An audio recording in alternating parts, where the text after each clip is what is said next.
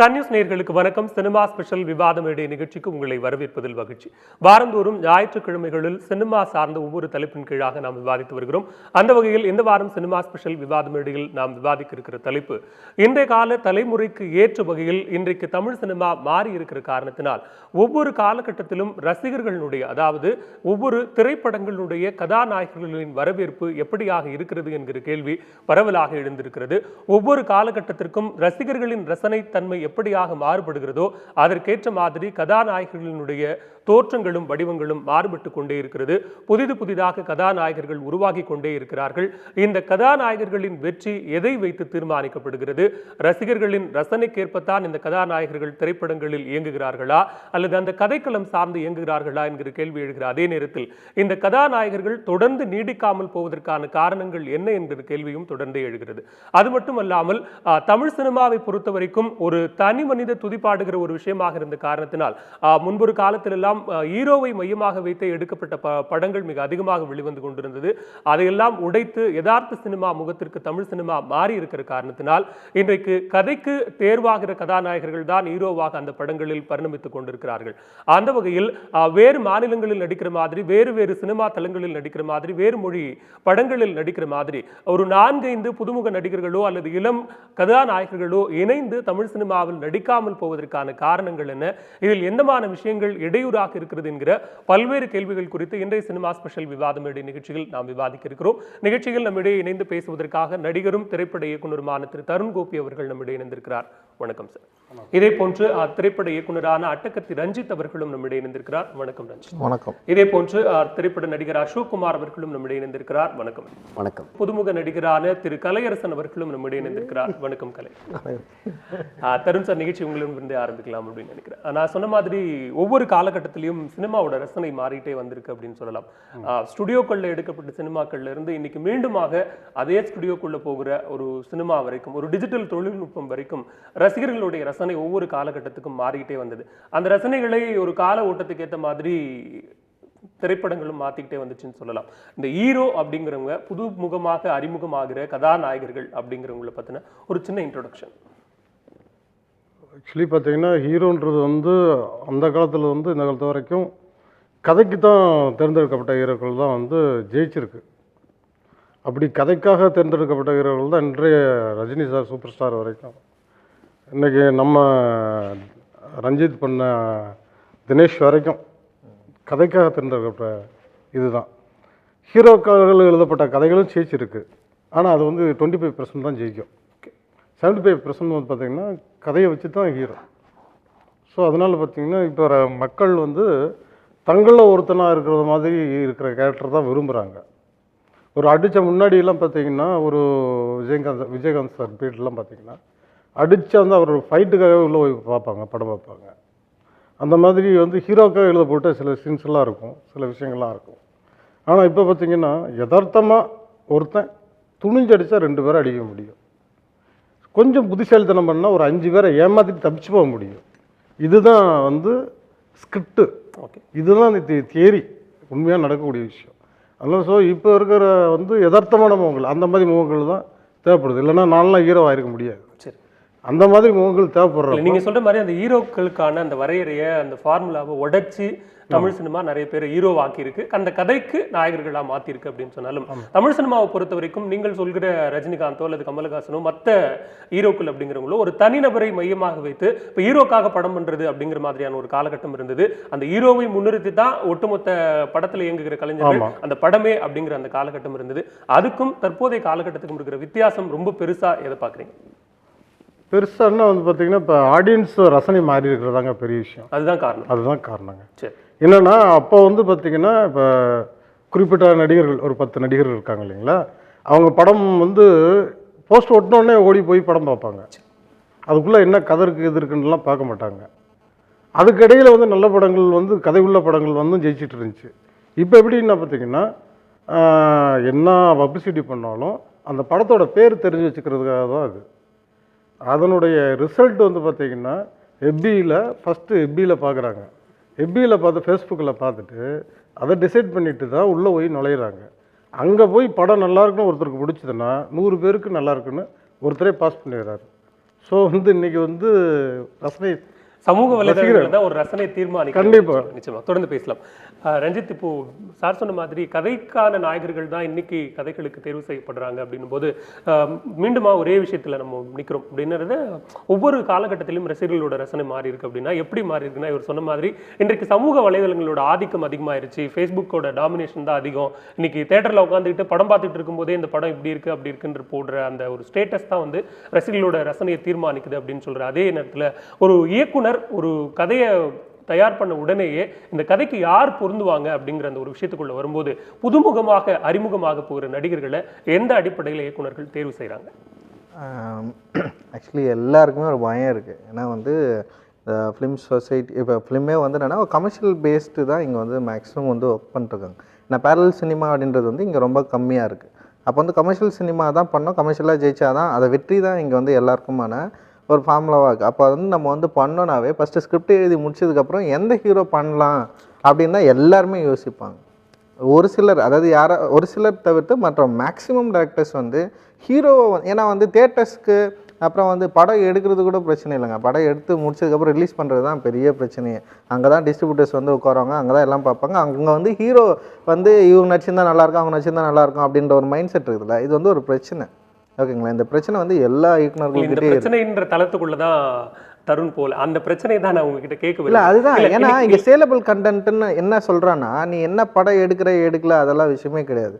தெரிஞ்ச மூஞ்சி இருக்குதா இல்லையா, அந்த தெரிஞ்ச மூஞ்சே பிரபலமான மூஞ்சா இல்லையா அப்படின்றது ஒன்று இருக்கு. அந்த மாதிரி ஒரு கட்டாயத்துக்குள்ள கட்டுப்பாட்டுக்குள்ள நீங்க இருக்கும்போது உங்க கதைக்கான புதுமுகத்தை தேர்ந்தெடுக்கிறது அப்படிங்கிறதுல எவ்வளவு சிக்கல்கள் இருக்கு? இல்லை அதுதான் என்னன்னா, இப்போ நம்ம அட்டகத்தி பண்றப்போ தினேஷ் புதுமுகம் தான், யாருக்கும் தெரியாது. ஏன்னா அது பண்றதுக்கு முன்னாடி நம்ம இது யாருக்கு பண்ணலாம்னு சொல்லிட்டு நம்ம யோசிச்சிருப்போம். அதுக்கப்புறம் தேவையில்லடா நம்ம ஏன் ஒரு விஷயம் பண்ணக்கூடாதுன்னு யோசிச்சு முடிவெடுக்கிறது தான். அது டைரக்டரோட ரெஸ்பான்சிபிலிட்டி, அவங்களோட பொறுப்பு. அதுக்கப்புறம் அவர் சார்ந்திருக்கிற தயாரிப்பாளர் இதுக்கு எந்த விதத்தில் சப்போர்ட் பண்ணுறாரு அப்படின்றது தான். ப்ரொடக்ஷன் கம்பெனியும் டைரக்டரும் சேர்ந்து முடிவு பண்ணுற ஒரு விஷயம் இது.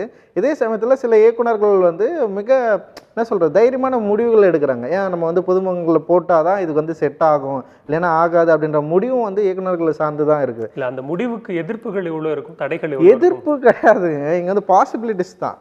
இப்போ தெரிஞ்ச மூஞ்ச போட்டால் விற்கும், இல்லைன்னா விற்காது. இந்த பிரச்சனை தான் இங்கே தொடர்ந்து நான் கேட்குறது. உங்கள் இயக்குனர் அப்படிங்கிற உங்கள் தளத்தை தாண்டி நிறைய பேர் இருக்காங்க, தயாரிப்பாளர் இருக்காங்க, டிஸ்ட்ரிபியூட்டர்ஸ் இருக்காங்க. இந்த பிரச்சனை நான் சொன்னேன். இப்போ ஒரு தயாரிப்பாளர் ஃபஸ்ட்டு நம்ம போய் கதை சொன்னோடனே யார் ஹீரோன்னு தான் கேட்பாங்க. ஓகேங்களா? அப்போ பெரிய நிறுவனங்கள் ஒரு டைமில் சின்ன படங்கள் எடுக்கவே இல்லை. ஏன் சின்ன படங்கள் எடுக்கலைன்னா, சின்ன படம் புது ஹீரோக்களை யாருமே அக்செப்ட் பண்ணல. இந்த ஹீரோவை போட்டால் படம் விற்காதுன்னு சொல்லிட்டு வெளிப்படையாகவே சொல்லுவாங்க. அப்போ பெரிய நடிகர்களை நோக்கி போங்க அப்படின்னு சொல்கிறாங்க. அப்போ பெரிய நடிகர்கள் எல்லாமே ஒரு டைமில் பயங்கர பிஸியாக இருந்தாங்க. மிஞ்சி போனால் ஒரு 10-15 பேர் இருப்பாங்க இண்டஸ்ட்ரியில். அவங்க எல்லாருமே 2 வருஷம் 3 வருஷம் பிஸின்னு சொல்கிறப்ப, அப்போ நாங்கள் வேறு என்ன பண்ணோம் அப்படின்னு முயற்சிக்கிறப்ப தான் சரி நம்ம ஏன் புதுமுக நடிகர்களை வச்சு பண்ணக்கூடாதுன்னு சொல்லிட்டு நம்ம முடிவு எடுக்கிறோம். அதுக்கு என்னென்னா கமர்ஷியல் வேல்யூஸ் தாங்க.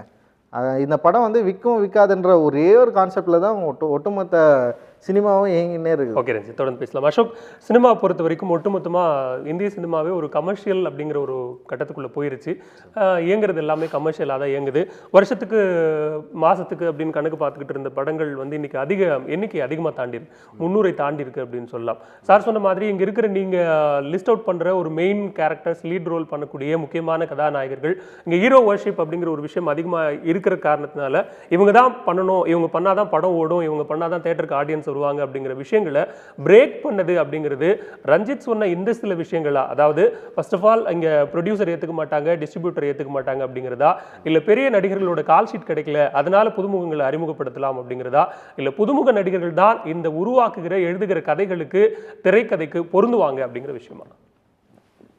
ஐ திங்க் எல்லாத்துக்குமே நேரம்ங்கிற ஒரு வாரத்தில் ஒரு பதில் சொல்லலாம். சரி, சம்டைம்ஸ் ஒரு சில கதைகள் என்னை பொறுத்த வரைக்கும் சில பெரிய நடிகர்கள்கிட்ட போகலாம். நீங்கள் சொன்ன மாதிரி ஒரு வேளை டேட் அமைஞ்சிருக்காது. ஐ திங்க் எந்த நடிகனும் சரி, எந்த இயக்குனரும் சரி, எந்த டெக்னீஷியனும் சரி, எந்த தயாரிப்பாளரும் சரி, யாருமே தனியாக நிற்க முடியாது. இந்த ஃபீல்டை பொறுத்த வரைக்கும் இட்ஸ் முழுமையாக ஒரு டீம் எஃபர்ட். ஐ திங்க் எல்லாருமோட அந்த பாசிட்டிவ் வைப்ரேஷன்ஸ் இணைந்து சேர்ந்து வந்து அந்த படம் ஒரு படைப்பாக சக்ஸஸ்ஃபுல்லாக நிற்கிறப்ப அதில் ஒர்க் பண்ண அத்தனை பேருக்கு அவங்களோட ஒர்க்கோட அங்கீகாரம் கிடைக்கும். ஸோ சம்டைம்ஸ் எஸ்பெஷலி இன்றைய தேதியில் தமிழ் சினிமானா பொதுவாக ஒவ்வொரு லாங்குவேஜஸ், ரீஜனல் லாங்குவேஜஸும் சரி, ஹிந்தி சைட்லையும் எல்லாம் பார்க்குறப்ப தமிழ் சினிமாவுக்கு இன்றைய தேதியில் மதிப்பு இன்னும் ப்ளஸ் என்னதுனால இருக்குன்னா அந்த ஸ்கிரிப்ட் அண்ட் அந்த டைரக்டருக்காக, அந்த இயக்குனருக்காக நம்ம தியேட்டருக்குள்ளே போகிற காலகட்டம் இன்றைய தேதியில் இருக்குது. ஸோ அந்த கன்விக்ஷனோட எப்போ ஒரு டைரக்டர் எனக்கு இந்த கதைக்கு இந்த நடிகன் போதும்பா அப்படின்னு அவரோட ஸ்டாண்டில் ஸ்ட்ராங்காக இருந்தார்னா obviously it's a team effort. எல்லாம் 5 ஃபிங்கர்ஸே ஒரு லெவலில் இல்லை. ஸோ ஆப்வியஸ்லி பல விஷயங்கள் ஏரியாஸில் அதற்கு எதிர்ப்பு இருக்கும். But it's all depends. எல்லாருமே சொல்லுவாங்க சம்டைம்ஸ் மச்சான் இப்போ ஒரு காமெடி ட்ரெண்ட் போயிட்டுருக்கு, காமெடியில் படம் எடுத்துடலாம், மினிமம் கேரண்டி, அதாவது படம் வித்துடலாம், ஈஸியாக ஆடியன்ஸ் வித்துடலாம். ஐ திங்க் அந்த ட்ரெண்டுங்கிற விஷயம் எதுவுமே இல்லை. எனக்கு மிகப்பெரிய நம்பிக்கை இருக்கிறது நம்ம ஆடியன்ஸ் மேலே. நம்ம நேர்த்தியாக அழகாக ஒரு கதையை சொன்னோம்னா அவன் ஆக்செப்ட் பண்ணுவான். ஐ திங்க் ஃபிலிம் மேக்கிங்கும் சரி அண்ட் ஆடியன்ஸ் இங்கே தியேட்டரில் பார்க்குறதும் சரி, இது ரெண்டுமே பியோர் ஏரியாஸாக இருக்குது. நடுவில் இந்த ஜேர்னி இருக்குல்ல, இந்த பயணம், அந்த பயணம் தாண்டது தான் ஐ திங்க் அது கரை போய் ஜேர்னி அப்படிங்கிற விஷயத்தை நீங்கள் எப்படி டிஃபைன் பண்ணுறீங்கன்னா டைம் அப்படிங்கிற அந்த ஒரு விஷயத்துக்குள்ள பிஎட் டைம், பிஎட் மணி ஃபேக்டர், பிஎட் ஏன்னா இன்றைய தேதியில் ஒரு நல்ல படைப்பு ரெடி ஆகிறப்ப கூட அந்த படைப்பு என்ன ஒரு கிஃப்ட், நம்ம ஏதோ ஒரு கல்யாணத்துக்கு ஒரு கிஃப்ட் கொடுக்குறோன்னு வச்சுக்கோங்க, உள்ளே இருக்கிற ப்ராடக்ட் வெளியில் தெரியாது, வெளியில் இருக்கிற டப்பாவும் டெக்கரேஷனும் கிஃப்ட் ராப் பேப்பரும் அழகாக பெருசாக இருந்தேன், மச்சான் ஏதோ பெருசாக கொடுக்குறாங்கடா. ஸோ அது நம்ம ஆஸ் அன் ஆடியன்ஸே நம்ம தெரியும் உள்ள என்ன இருக்கு. ஆனால் உள்ள இருக்கிற அந்த கிஃப்ட்டும் தரமானதாக இருக்குன்னா அந்த வெளியில் இருக்கிற அந்த டெக்கரேஷன் அந்த இது இருக்குல்ல, அதுவும் அதுக்கு முழுமையாக அதுக்கு ஒரு தொடர்ந்து பேசலாம். இது கொடுக்குது. கலை, இப்போ உங்களோட ஜேர்னி ஸ்டார்ட் ஆயிருக்கு. புதுமுகங்கள் அப்படின்னு பேசிக்கிட்டு இருக்கும்போதே ஒரு புதுமுகங்களை எந்த அடிப்படையில் தேர்வு செய்கிறாங்க அப்படிங்கிற விஷயத்துக்குள்ள தருண் சார் பேசும்போது நான்லாம் ஹீரோ ஆயிட்டேன் அப்படின்னு சொல்றது, ஹீரோக்களுக்கான அந்த டெஃபினேஷனை வந்து தமிழ் சினிமா சுத்தமாக உடைச்சிருச்சு, காணாமல் பண்ணிருச்சு அப்படின்னு சொல்லலாம். இங்கே முதல் கட்டமாக புதுமுகமாக அறிமுகமாகிற நடிகர்களுக்கு இருக்கிற பிரச்சனைகள் அப்படின்னு ஒரு சிலது இருக்கு. அந்த பிரச்சனைகள் என்ன? நீங்க சந்திச்ச சில பிரச்சனைகள் புதுமுகமாக ஒரு திரைப்படத்தில் அறிமுகமாகும் போது. பிரச்சனைகள்னா நம்ம இப்போ எல்லா ஆஃபீஸும் போயிட்டு ஃபோட்டோஸ் கொடுப்போம். இப்போ சார்லாம் சொன்ன மாதிரி மேக்ஸிமம் ஏன்னா இப்போ படம் இப்போ சார் நிறைய விஷயம் மாறிச்சு. இப்போ ஹீரோ விட ஃபஸ்ட்டு யார் டேரக்டர் தான் கேட்குறாங்க. ஸோ இப்போ நாங்கள் ஃபேஸ் பண்ணுற ப்ராப்ளம்ஸ் பார்த்தீங்கன்னா, ஒன்றும் நாங்கள் போய் ஆஃபீஸில் போய் ஃபோட்டோஸ் கொடுப்போம். உண்மையாகவே தேவைன்னா சரி நிறைய பேர் கூப்பிட்றோம் ஆடிஷன்ஸ் பண்ணுவாங்க. அதில் 99% கூப்பிட மாட்டாங்க, அது தெரிஞ்ச விஷயம் தான்.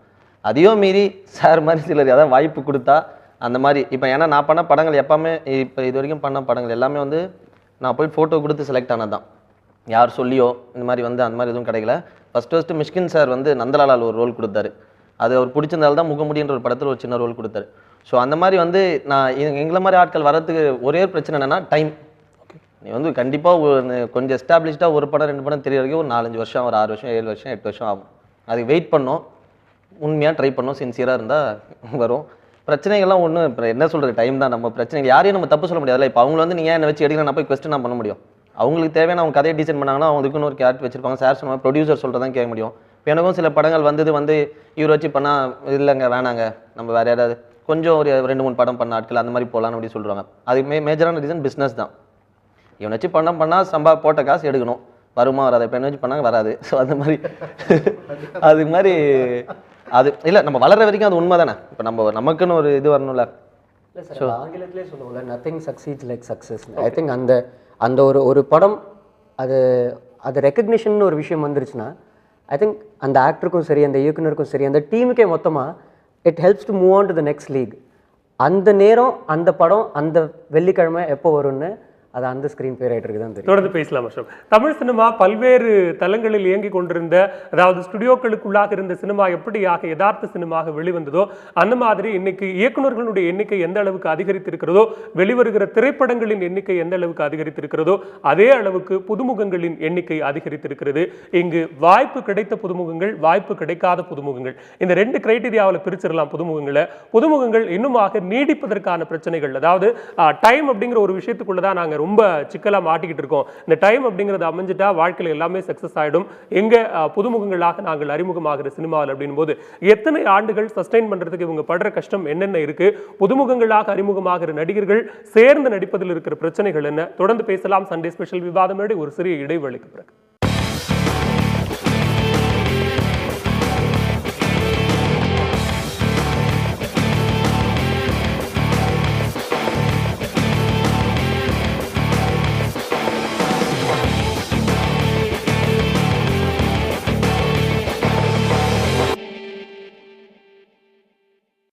சினிமா ஸ்பெஷல் விவாத மேடை தொடர்கிறது. தமிழ் சினிமாவில் அறிமுகமாகிற புதுமுக கதாநாயகர்களுடைய வரவு குறித்தும் அவர்கள் தங்கியிருக்கிற இருப்பு குறித்தும் பல்வேறு தளங்களில் இன்றைய விவாத மேடை நிகழ்ச்சியில் பேசிக் கொண்டிருக்கிறோம். தொடர்ந்து பேசலாம். திரு தருண் கோபி அவர்கள். தருண் சார், ஏற்கனவே சொன்ன மாதிரி தமிழ் சினிமாவில் அறிமுகமாகிற புது கதாநாயகர்கள் 2 பேருமே அறிமுகமாகி இருக்கிற நடிகரும் ஏற்கனவே அறிமுகமான சக்சஸ் பண்ணியிருக்கிற ஒருத்தரும் பேசுகிற போது அவங்க சொன்ன ஒரு முக்கியமான விஷயம், இங்க முயற்சி அப்படிங்கிற ஒரு விஷயத்தை அதிகமாக இன்புட்டா போட்டுக்கிட்டே இருக்கணும். அதே நேரத்தில் இந்த நேரம் அப்படிங்கிற ஒரு விஷயத்தை 2 பேருமே மென்ஷன் பண்ணாங்க. இங்க தமிழ் சினிமா ஒட்டுமொத்தமா பார்க்குற போது ஒரு 50-60% சென்டிமெண்ட் பேஸ்ல இயங்குது அப்படின்னு சொல்லலாம். அதுக்கு நிறைய எக்ஸாம்பிள்ஸ் இருக்கு, நம்ம அதுக்குள்ள போக வேண்டாம். இந்த டைம் அப்படிங்கிற ஒரு விஷயத்த புதுமுக நடிகர்களும் சேர்த்தே எடுத்துக்கிட்டு சினிமாக்குள்ள வரும்போது அவங்க எந்த அளவுக்கு சக்சீட் பண்றாங்க, எந்த அளவுக்கு சஸ்டெயின் பண்றாங்க அப்படிங்கிற ஒரு கேள்வி ரொம்ப முக்கியமான கேள்வியா இருக்கு. கண்டிப்பாக இது என்னென்ன சார், ஒரு கதையை ரெடி பண்ணிட்டு போய் ப்ரொடியூசரை கன்வின்ஸ் பண்ணுறது மிகப்பெரிய விஷயம். ஓகே, ஏன்னா இப்போ வெறும் வாயில் வார்த்தை சொல்லி தான் நம்ம கதை சொல்கிறோம். அதை இமேஜினேஷன் பண்ணிக்கிட்டு கேட்குற ப்ரொடியூசர்ஸ் இருக்காங்க, பக்கத்தில் பக்கோடா சாப்பிட்டுக்கிட்டு கேட்குறவங்களும் இருக்காங்க. அப்படிப்பட்ட ப்ரொடியூசர்கிட்ட போய் மாட்டிக்கிட்டோன்னு வச்சுங்களேன், நம்மளும் காணா போயிடுவோம், அந்த ப்ரொடியூசரும் காணா போயிடுவார். சரி, ஆக்சுவலி அந்த இமேஜினேஷன் பண்ணி நம்ம கூட என்ன சொல்கிறோன்னா, ஒரு பஸ் ஸ்டாண்டுன்னா அந்த பஸ் ஸ்டாண்டை கற்பனையாக பார்க்குற ஒரு ப்ரொடியூசர் இருக்கணும். உதாரணத்துக்கு ரஞ்சித்துக்கு கிடைச்ச ப்ரொடியூசர்ஸ் மாதிரி. அப்படி கிடைக்கிறப்ப பார்த்தீங்கன்னா அவர் கதையை மட்டும் நம்புகிற ஒரு ப்ரொடியூசராக இருந்தால் உண்மையிலே இந்த கதையை நம்பி தான் போய் ஒரு டேரக்டர் சொல்லுவார். சொல்கிறப்ப அந்த கதையை நம்புகிற ப்ரொடியூசராக இருந்தால் டேட்ஸு 10 பேர் தானே சார் இருக்காங்க, 100 டேரக்டர் இருக்காங்க, 100 பேர் வெளியில் ட்ரை பண்ணிகிட்டு இருக்காங்க. கரண்டில் 25 டேரக்டர் அப்கமிங்கில் வந்துட்டு இருக்காங்க, 10 டேரக்டர் லீடிங்கில் இருக்காங்க. இதுக்கிடையில் எத்தனை பேருக்கு டேட் கொடுக்க முடியும் அந்த 5 பேர்னால? ஸோ பெரிய நடிகரை இப்போ பார்த்தீங்கன்னா இவரு டேட் வாங்கிட்டு வா நம்ம படம் பண்ணலாம், இவரு டேட் வாங்கிட்டு வா படம் பண்ணலாம்னா அவங்க டேட் வாங்கினாலே அந்த டேரக்டரே இப்போ ப்ரொடியூசர் ஆயிடுவானே. சரி, அதனால அந்த கதையை மட்டும் நம்பி ப்ரொடியூசர் ஓகேன்னு சொன்னால் அந்த கதையை வச்சுக்கிட்டு அந்த டேரக்டர் ரோட்டில் ஒரு குப்பனை வச்சு கூட நீங்க சொன்ன மாதிரி அந்த டைரக்டரே ப்ரொடியூசர் ஆயிடுவார் அப்படின்னா, ஒருவேளை கதாநாயகர்கள் பிரச்சனை இல்லை புதுமுகங்கள் அந்த படத்தில் நடிக்க வைக்கிறது பிரச்சனை அப்படின்னா அவரே கதாநாயகனாகவும் ஆயிடுவார். கண்டிப்பாக அதுக்கு எக்ஸாம்பிள் நானே சொல்லலாம். ஏன்னா டேட்டு கிடைக்கலன்னா ஆக்சுவலி பார்த்தீங்கன்னா அந்த படம் மாயனுடைய முத்தார் பண்ணுறப்ப பார்த்தீங்கன்னா அதெல்லாம் திட்டமிட்ட செயல் கிடையாது. அவர் போய் டேட் கேட்குறப்ப அந்த ஹீரோவுக்கு டைம் இல்லை, டேட்ஸ் இல்லை, அது இல்லைன்னு சொன்னார். அதனால் அவர் என்ன சொன்னார், நீங்கள் நடிங்கன்னு சொல்லிட்டு என்னை கூப்பிட்டு நடிக்க வச்சார். அது மாதிரி கதையை மட்டும் நம்பி படம் பண்ண வரேன்னு ஒரு ப்ரொடியூசர் வர்றப்ப ஏன் முன்னாடி இவர் இப்போ நான் இவர் அசோக்கிட்ட போகிறேன், அசோக்கிட்ட போய் டேட் கேட்குறேன். டேட் கேட்குறப்ப அசோக் அந்த சமயத்தில் ஒரு 2 படம் பண்ணிகிட்டு இருக்காரு, இல்லை 3 படம் பண்ணிகிட்டு இருக்காருன்னா அவர் எப்படி உடனே எனக்கு என்ன கதையாக இருந்தாலும் உடனே டேட் தர முடியாது. எனக்கு அப்போ கேட்கல சார், நீங்கள் கேட்டிருந்தீங்கன்னா வந்திருப்பேன் சார். கண்டிப்பாக சார். அப்போ அவர் எக்ஸாம்பிள் சொல்கிறார் சார். இப்போ உடனே அவர் ஒரு டேட்டு ஒன்றும் தர முடியாது. நல்ல கதை உடனே இப்போ தர்றேன் சொல்லிட்டு நடிச்சிட்டு இருக்க 3 படத்தை நிப்பாட்டி தர முடியாது. பட் ப்ரொடியூசரோட மேன் ஆஃப் மைண்டு, எப்போ வேணாலும் மாறலாம் மைண்டு. இதை கண்டு ஒரு நல்ல கதை அன்எக்ஸ்பெக்டடாக அவங்க போய் மீட் பண்ணுற இடத்துல கேட்டோன்னா உடனே அந்த வேற ஒரு ஹீரோ வச்சு பண்ணிட்டு போயிடலாம். அதுக்காக அவங்க மூடியும் பார்த்துட்டு இமிடியேட்டாக நம்ம கதைக்கு செட் ஆகிற உருவம் கிடைக்குதான்னு பார்ப்போம். அந்த மாதிரி இப்போ கலை மாதிரி ஆளுங்க நமக்கு ஃபோட்டோஸ் கொடுக்குறப்ப அந்த ஃபேஸு அந்த ரஃப்பு எல்லா லுக்கு இருக்கிறப்ப ஓகே இந்த பையன் எனக்கு செட் ஆகும் சார் அப்படின்னு சொன்னப்போ கொஞ்சம் காமிங்கன்னா டெஸ்ட் ஷூட் பண்ணி அதில் ஒர்க் அவுட் ஆச்சுன்னா அந்த டெஸ்ட் ஷூட் பண்ணுறது தெரியுங்களா, அப்போ அந்த டைம்ன்றது அவங்களுக்கு வருது. ஓகே, என்னன்னா அந்த டெஸ்ட் ஷூட் பண்ணுறப்ப அவருக்கு எந்த விதமான பிரச்சனை மென்டல் டிப்ரெஷன் எதுவும் இல்லாமல் அவர் வந்திருந்தாருன்னா நம்ம சொல்கிறத மைண்டில் வாங்கி அழகாக பண்ணிடுவார். ஓகே, அதுதான் டைம். உடனே ஓகேன்னு பண்ணிடுவோம். இப்போ வளர்ந்து அப்போ நீங்க சொல்ற டைமுக்கும் அவர் சொல்ற டைமுக்கும் இதுதான் டைம் சார். என்னால் அவர் அறிமுகப்படுத்தப்பட வேண்டும் என்று எழுதியிருந்தால் அதுதான் டைம். அவரோட வெற்றியும் உங்களால தீர்மானிக்கப்படும், அதுதான் டைம். சரி, இப்போ நான் ஒரு ஹீரோ இப்போ நான் பார்த்தீங்கன்னா 2006 திமிரு படம் பண்ணுறேன். என் கூட பார்த்தீங்கன்னா அந்த சீசனில் நான் கிட்டத்தட்ட அந்த கதையை 3 வருஷமாக வச்சுட்டு அலைஞ்சேன். சரி, சொல்லாத ஹீரோக்கள் கிடையாது, சொன்ன ஹீரோக்களுக்குள்ள உடனே ஓகே ஓகே ஓகே. ஆனால் யாருனாலையும் டேட் உடனே தர முடியல. அப்போ நான் போய் மீட் பண்ணது விஷால் சார்ட்டுக்கு மீட் பண்ணேன். பட் அவர் அவருடைய லக்கு என்னுடைய லக்கு, அந்த டைம் சொல்கிறீங்களே லக்கு, அந்த 3 வருஷ போராட்டங்கள் ஒரு முனையில் அவருக்கு வெற்றி தேவைப்படுது, என்னால் ஒரு வெற்றி கொடுக்கப்படும் அவருக்குன்னு. அப்போ அவர் என்ன அறிவுப்படுத்தணும்னு ஒரு விஷயம் வருது. என்ன காட்டிலையும் பிரமாண கதை வச்சுக்கிட்டு, ரஞ்சித்தை காட்டிலையும் பிரமாண கதை வச்சுக்கிட்டு வெளியில் என்ன சுற்றிட்டு இருக்காங்க, அவங்களுக்கு அந்த டைம் வரல. ஓகே, பட் அந்த உழைப்பு கொஞ்சம் கம்மியாகவும் இருக்கலாம் அவங்ககிட்ட. இங்கே எஃபெக்ட் சார். 75% இல்லை 100% உழைக்கணும் சார். அதுக்கு மேலே வந்து ஒரு லக்கும் வேணும் சார். அது இருந்தால் ஈஸியாக வந்துடலாம். சரி. அது நீ ஃபேஸ் கிடையாது, பெரிய இப்போ நோன் ஃபேஸ் பெரிய அளவில் இருக்கவங்களுக்கு அந்த பேடான டைம் இருந்துச்சுன்னா அவங்களே விழுந்து போயிட்டு தான் இருக்காங்க. ஓகே சார், தொடர்ந்து பேசலாம். கலை, இப்போ நீங்கள் ஏற்கனவே சொன்ன மாதிரி அறிமுகமாகிறதும் வாய்ப்பு கிடைக்கிறதும் அப்படிங்கிறது எந்த அளவுக்கு கஷ்டமான விஷயமோ சஸ்டெயின் பண்ணுறதும் சக்சீட் பண்ணுறதும் அந்த அளவுக்கு ஒரு கஷ்டமான விஷயம் அப்படின்னு சொல்லலாம். இப்போ ஏற்கனவே சார் சொன்ன மாதிரி ஒரு கதையை உருவாக்கி வச்சுக்கிட்டு ஹீரோக்களுக்காக தேடி அலைகிறது அப்படிங்கிற ஒரு சீசன் இருக்கு. இந்த கதையை உருவாக்கும் போதே இந்த நடிகர் தான் இந்த கதையில் நடிக்கணும் அப்படிங்கிற ஒரு இதோட உருவாக்குறது ஒன்று இருக்கு. சார் சொன்ன மாதிரி ப்ரொடியூசர் கேட்குற இல்லை ரசிகர்கள் மிக அதிக அளவில் எதிர்பார்க்கிற ஆல்ரெடி எக்ஸிஸ்டிங் ஒரு ஹீரோவை இந்த படத்தில் போட்டால் நல்லா இருக்கும் அப்படிங்கிற அந்த ஒரு 3 கிரைட்டீரியா இருக்குன்னு சொல்லலாம். இந்த நியூ ஃபேஸ் அப்படிங்கிற அந்த தளத்துக்குள்ள நீங்க வரும்போது இந்த 3 கிரைட்டீரியாவை தாண்டி வேற என்ன பிரச்சனைகள் உங்களுக்கு இருக்குன்னு நினைக்கிறீங்க? அது இயக்குனர் மட்டத்திலையா, இல்ல சக நடிகர்கள் மட்டத்திலையா, இல்ல தயாரிப்பாளர்கள் மட்டத்திலையா? என்ன பிரச்சனை இருக்கு? பிரச்சனையா நம்ம எதுவுமே பிரச்சனையா பார்க்கக்கூடாது. ஆக்சுவலாக நீங்கள் பார்த்தீங்கன்னா இப்போ ஒரு டேரக்டர் வந்து இப்போ ஒரு கேரக்டருக்காக ஒரு ஆடிஷன் வைக்கிறாரு. இப்போ மெட்ராஸ் படத்தில் பார்த்தீங்கன்னா ஒரு கேரக்டர் பண்ணியிருக்கேன். இப்போ அந்த கேரக்டருக்கு நிறைய பேர் ஆடிஷன் பண்ணாங்க. இப்போ சில பெரிய ஆட்கள், சில பேர் அந்த மாதிரி நியூ ஃபேஸ் நிறைய பார்த்தாங்க. அது போகும்போது நம்ம வேலையை நம்ம ஃபஸ்ட்டு சார் சொன்ன மாதிரி நீ நிறைய ஆடிஷன் நம்ம அட்டன் பண்ணியிருப்போம். எதுவுமே உனக்கு வந்து ஃபஸ்ட்டு நீ புதுசாக பண்ணுற மாதிரி கரெக்டான வேலையை நீ பண்ணிவிட்டு, அதான் என்ன சொல்லுவாங்க, ஒரு பழமொழி சொல்லுவாங்களே, டக்குன்னு வர மாதிரி, உங்கள் வேலையை நீ கரெக்டாக செய், பலன் எதிர்பார்த்து ஆட்டோமேட்டிக்காக அது நடக்கும். இப்போ சார் என்ன ஆடிஷன் கொடுக்கும்போது ஒரே வார்த்தை சொன்னார், நான் வந்து பண்ணுறேன், பட் நடக்குமா இல்லைன்னு தெரியல, உன்னோட கரெக்டாக பண்ணேன். நான் அதே மாதிரி ஹோம்ஒர்க்லாம் பண்ணி அந்த கேரக்டருக்கான ஆடிஷன் நான் பண்ணேன். ஸோ நம்ம டேரக்டர்ஸ் வந்து ஒரு ப்ராப்பரான ஒரு கேரக்டர் டிசைன் பண்ணுவாங்க சார். அதை வந்து நீ வந்து அது அவுட்புட்டாக தரையான்னு எதிர்பார்ப்பாங்க. ஏன்னா அது வந்து சார் சொன்னால் 3 வருஷம் இல்லை 10 வருஷமாக சில கதைகள் வச்சு அவங்க டிசைன் பண்ணிப்பாங்க. அதை நீ வந்து உனக்கு கிடைக்கும்னா நீ அதுக்கு ப்ராப்பராக ஜஸ்டிஃபை பண்ணால் அது ஆட்டோமேட்டிக்காக வரும். அதை மீறி நம்ம மேலே வைக்கிற நம்பிக்கை சார் இப்போ சொல்லி அதுக்கப்புறம் ப்ரொடியூசர் சைடில் நம்மளை ஒத்துக்கணும். சரி, ஓகே, இந்த கேரக்டர் சரி இப்படி இருக்குது, பண்ணலாம்னு அவங்க ஒத்துக்கணும். ஸோ பிரச்சனையை எதுவுமே பார்க்கறதுல எனக்கு தெரியல. நம்ம உண்மையாக சின்சியராக பண்ணோன்னா சார் சொன்ன அந்த டைம் எல்லாமே சிங்க் ஆச்சுன்னா கரெக்டாக வரும், நடந்துரும் கண்டிப்பாக எங்களுக்கு. ஓகே கலை. அசோக், இப்போ அதே கேள்விதான் உங்களுக்கும். இந்த பிரச்சனை அப்படிங்கிறது அவர் பிரச்சனை அப்படிங்கிறத நம்ம பிரச்சனையை பார்க்கறது இல்லை அப்படின்னு சொல்றாரு. சக்சீட் பண்றது அப்படிங்கிறது ரசிகர்கள்கிட்ட இருக்குன்னு சொல்லலாம்.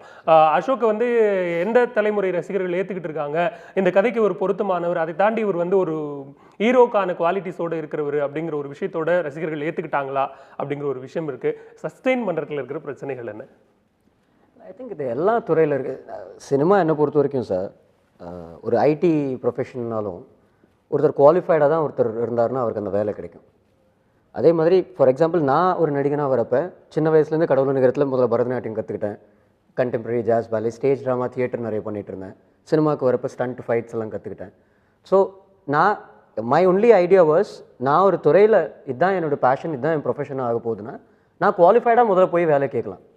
ஸோ முதல்ல குவாலிஃபிகேஷன் ஏற்றிக்கிட்டேன், போனேன், கதவு தட்டினேன், நிறைய ஆஃபர்ஸ் வந்துச்சு. நானும் இப்போ I'm also growing actor. So அந்த வகையில் நான் ஆரம்பிக்கிறப்ப நிறைய பேர் சொன்னாங்க தட் நீங்கள் ஃபைனான்ஷியலி ஏதாவது கொஞ்சம் ஸ்டாக்ஸோட செலவு நீங்கள் பார்த்துக்குங்க, ஆர் என்ன நம்ம உங்களை லான்ச் பண்ணுறோன்னா இவ்வளோ நீங்கள் இன்வெஸ்ட் பண்ணிங்கன்னா பெட்டராக இருக்கும். நான் இது ரைட்டாக தப்பானு வரல. பிகாஸ் ஐ திங்க் சினிமாங்கிற ஒரு கனவு எல்லாருக்குள்ளே இருக்குது. நம்ம சொந்தத்திலே போயிட்டு ஒரு சித்தப்பா பெரியப்பாட்ட எனக்கு ஒரு 3-4 லட்ச ரூபா கொடுங்க, நான் ஒரு 2-3 மந்த்ஸில் கொடுத்துட்றேன்னு சொன்னால் நமக்கு அதுவே கிடைக்காது.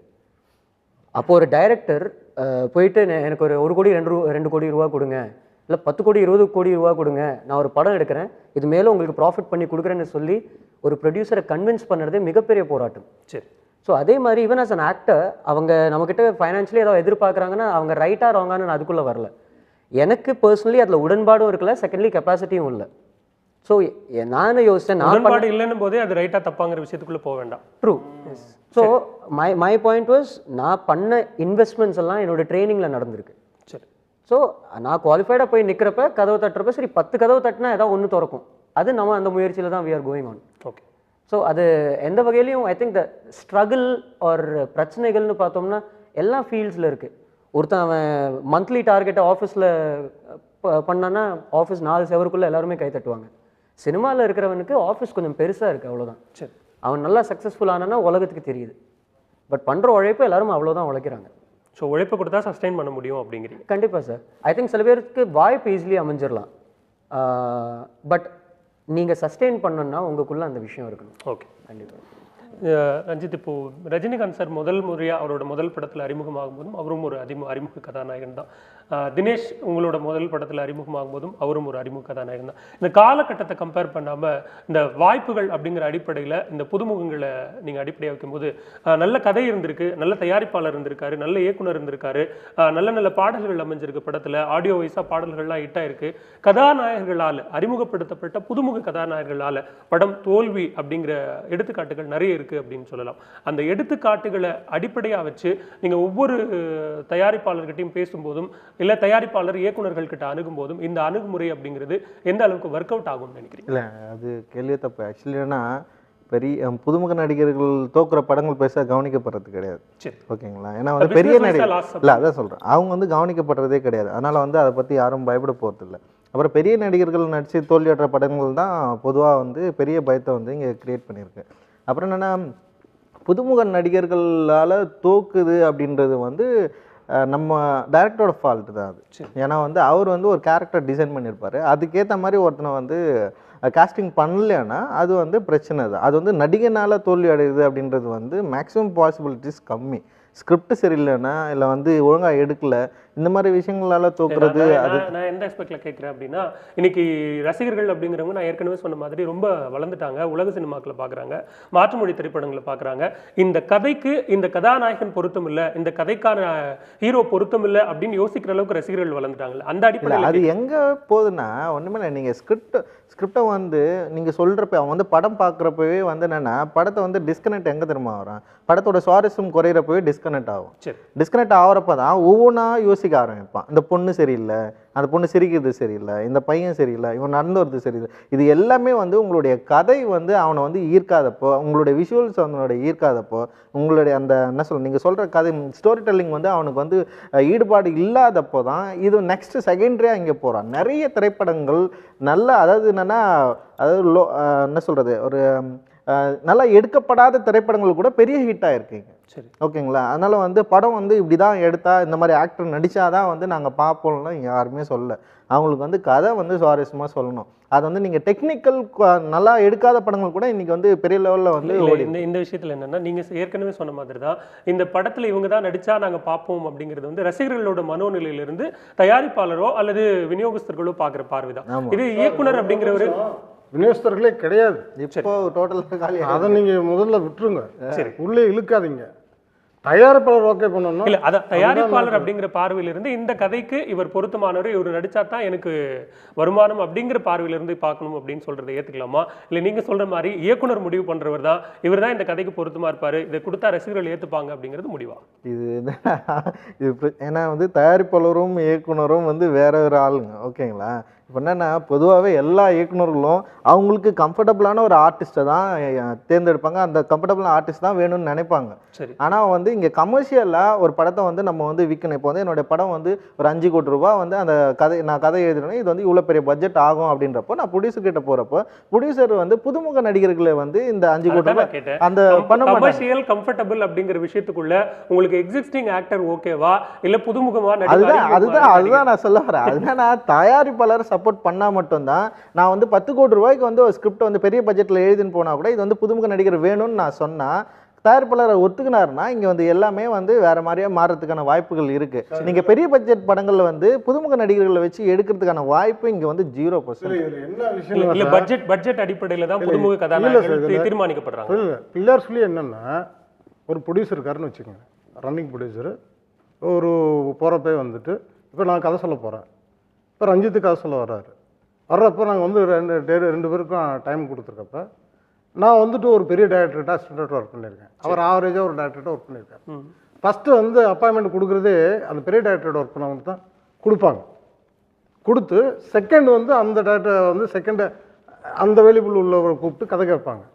ஆனால் கூப்பிட்டு கதை கேட்குறப்பேவும் அந்த பெரிய டைரக்டர்கிட்ட ஒர்க் பண்ணவர்கிட்ட கதை கேட்குறப்பே ரெஸ்பான்ஸு அந்த ரியாக்ஷன் இதெல்லாம் பெருசாக கொடுப்பாங்க. இந்த பாவப்பட்ட ஜீவனம் நடுத்தரமான ஒரு டைரக்டர்கிட்ட ஒர்க் பண்ணிட்டு போனவங்க வந்து கதை சொல்கிறப்ப இப்படின்னுவாங்க சொல்லுங்க அப்படின்வாங்க. அப்படி மீறி வந்து கதையை ஓகே பண்ணால் சொல்லுவாங்க, நீங்கள் போய் ஹீரோ ஓகே பண்ணிட்டு வாங்க அப்படின்வாங்க. கதை ரொம்ப நல்லா இருந்தால் ஹீரோ போய் ஓகே பண்ணிடுவாங்க, நம்ம கம்பெனி நம்ம சொல்லிடுங்க, ப்ரொடக்ஷன் மேனேஜர் ஃபோன் பண்ணி சொல்லுவாருன்னு. அவன் வந்து பார்த்திங்கன்னா வந்து ஒரு நடிகர் வந்து கதை சொல்ல போகிறோம்னா பெரிய நிறைய கதை சொல்ல போகிறோம்னா ஃபர்ஸ்ட் ஆஃப் ஆல் அவர் யாரோட அசிஸ்டண்ட்டுங்க, ஃபர்ஸ்ட் ஆஃப் ஆல் அதெல்லாம் கேட்டுட்டு ஓகே அப்போ மேக்கிங் நல்லாயிருக்கும், நம்மளை நல்லா பூஸ்டப் பண்ணுவார், நல்லா கமர்ஷியல் அமையும், பேஸ் இருக்கும், சரி ஓகே கூப்பிட்டு கதை கேட்டு கதை கதை லைட்டாக பிடிச்சிருந்தா தான் அது பிக்கப் ஆகிடும். அது இந்த ஆவரேஜ் டேரக்டர் தான் பண்ணுவோம். இல்லை லைட்டாக பிடிச்சாலே பிக்கப் பண்ணிடுவாங்க. ஏன்னா அது சூழ்நிலை நம்ம அனுப்பிச்சதால சொல்கிறேன். சரி, அவன் இவங்க போகிறப்ப வந்து பார்த்தீங்கன்னா நல்லா பிடிச்சிருந்தாலும் கூட யோசிப்பாங்க. யோசிக்கிறப்ப அந்த டேரக்டர் வந்து எப்படி 12 மணிக்கு வந்து வாங்க சார் வந்து கதை கேட்குறேன்னு சொல்லுவாங்க, ஷூட்டிங் ஸ்பாட்டுக்கு வாங்கன்னு. அந்த டேரக்டர் எந்த இருந்து நடந்து வரானா பைக்கில் வர்றானா எப்படி போவான்னு கூட தெரியாது, கூப்பிட்டு அனுப்பிச்சிடுவாங்க, திருப்பி அனுப்பிச்சிடுவாங்க. இப்படி இழுத்து அடிக்க போகிறதுனால அவங்க என்ன பண்ணுவாங்கன்னா இப்போ உடனே பெரிய டேரக்டர்லேருந்து இப்போ பண்ணுறவங்களுக்கு பெரிய செட்டப்ஸ் அமையும். ஓகே, மியூசிக் டேரக்டர்லேருந்து ஹீரோலேருந்து எல்லாம் பெரிய செட்டப் அமைகிறப்ப கமர்ஷியல் பேக்காக போவாங்க. இப்போ வந்து தடுமாறி நல்ல கதையை வச்சுக்கிட்டு தடுமாறுறவங்க தான் என்ன பண்ணுவாங்க, சட்டுன்னு ஒரு முடிவு எடுப்பாங்க. சரி நம்ம கதை மேலே நம்பிக்கை இருக்குது, சரி இதை பண்ணுறதுக்கு யார், சரி நம்ம 10 கோடி ரூபாய்க்கு யோசித்தோம், அதை 1 கோடி ரூபாயை சுருக்கிட்டு அதுக்குள்ளே ஒரு கதை பண்ணுவோம், வேறு கதை பண்ணுவோம், பண்ணி ஒரு நீ ஃபேஸை போட்டு பண்ணுவோம். ஓகே, அப்படி ஜெயிச்சவர் தான் ரஞ்சித். ஓகே தருண் சார், தொடர்ந்து பேசலாம். இங்கே சினிமா என்பது, குறிப்பாக தமிழ் சினிமா என்பது ஒட்டுமொத்தமாக முதல் தர, 2ஆம் தர, 3ஆம் தர என்று தரத்தின் அடிப்படையில் தீர்மானிக்கப்படுவது முழுக்க வணிக நோக்கின் அடிப்படையில், பணத்தின் அடிப்படையில் தான் தீர்மானிக்கப்படுகிறது. அதன் அடிப்படையில் தான் இங்கு தயாரிப்பாளர்களும் இயக்குநர்களும் கதாநாயகர்களும், ஏன் புதுமுகமாக அறிமுகப்படுத்தப்படுகிற கதாநாயகர்களும் தீர்மானிக்கப்படுகிறார்கள். இவர்களுடைய வெற்றி என்பது எந்த அளவுக்கு ஒரு சஸ்டெயின் அப்படிங்கிற விஷயத்துக்குள்ள போகாம ஒரே கட்டத்தில் நின்று போயிடுது அப்படிங்கிற விஷயத்துக்குள்ளாக இருக்கிற அந்த நேரம் அப்படிங்கிற விஷயத்தை 2 கதாநாயகர்களும் சொன்னாங்களோ, அதே மாதிரி இந்த நேரம் கூடி வருகிற நேரத்தில் இந்த 2 கதாநாயகர்களும் இணைந்து நடிக்கிறதுல இருக்கிற பிரச்சனைகள் என்ன, வேறு மாநிலங்களில் நிறைய புதுமுகமாக அறிமுகமாக இருக்கிற கதாநாயகர்களும் ஏற்கனவே வெற்றி பெற்ற மிகப்பெரிய கதாநாயகர்களும் இணைந்து நடித்துக் கொண்டிருக்கும் போது தமிழ் சினிமாவில் மட்டும் இது சாத்தியமாகாமல் போவதற்கான காரணங்கள் என்ன? தொடர்ந்து பேசலாம். சண்டே ஸ்பெஷல் விவாத மேடை ஒரு சிறிய இடைவேளைக்கு பிறகு.